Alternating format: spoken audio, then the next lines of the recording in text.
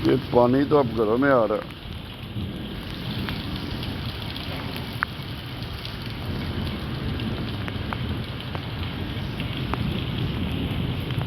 इतनी बारिश नहीं हुई कभी भी कि ये पानी अब बिल्कुल घरों के अंदर जाने की कोशिश कर रहा है।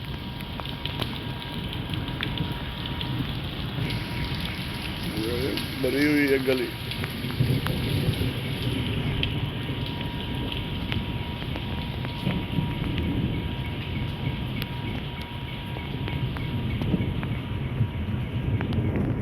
क्या बादल, क्या